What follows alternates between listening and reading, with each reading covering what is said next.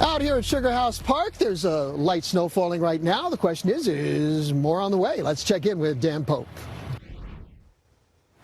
Yeah, I expect a little more snow, especially south of the Great Salt Lake and the Oakers and the Stansbury Mountains, and certainly up in the Wasatch. It's just that the current situation is that we're not seeing much snowfall. 19 inches, though, at Alta today. They're two storms here in the last couple of weeks, last week and a half, where we've seen 19 to 21 inches. That is just phenomenal.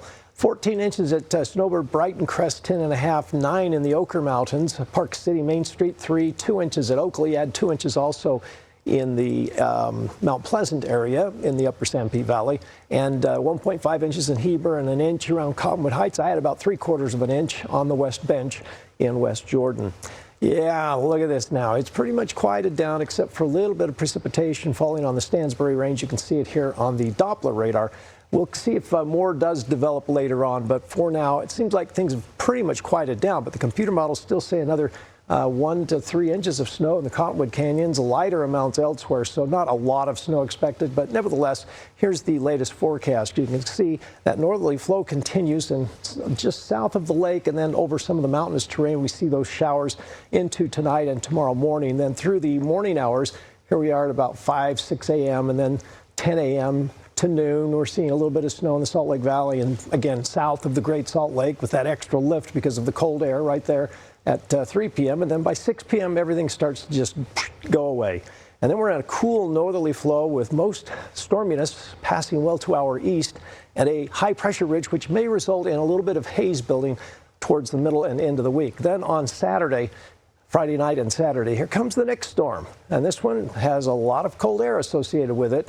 It's not a big storm. It certainly won't produce a lot of snow, although it wouldn't surprise me if Alta gets another pretty good shellacking because Alta seems to do very well in these storms. And I've seen this pattern with La Nina in the past where you get that ridge on the west coast and these storms come over the top. They hit northern Utah, but they miss southern Utah. I've seen this happen several times during La Ninas, okay? So with that in mind, it stays dry in southern Utah all week long and kind of on the chilly side before warming up just a smidge towards the weekend. Tonight, though, we'll see a low down to 23, flurry or two possible, mostly cloudy skies. Tomorrow, we'll warm up to about 33 degrees, and again, those flurries are possible, but don't be surprised if you don't get much in the way of accumulation. There isn't a lot going on with this storm. So 33 on Sunday, 31 Monday. We'll call it partly cloudy, not bad, but chilly, lows around 20. In fact, down to around 19 or 18 degrees on Tuesday night into Wednesday.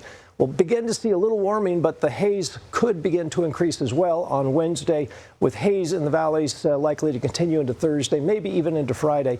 But winds should pick up on Friday as a cold front moves by, and then that colder air with associated snowstorm on Saturday into Sunday. Now, some of the coldest air yet of the season is lined up after this cold front goes by. So Sunday and Monday, Tuesday of the following week, we could see some highs in the 20s.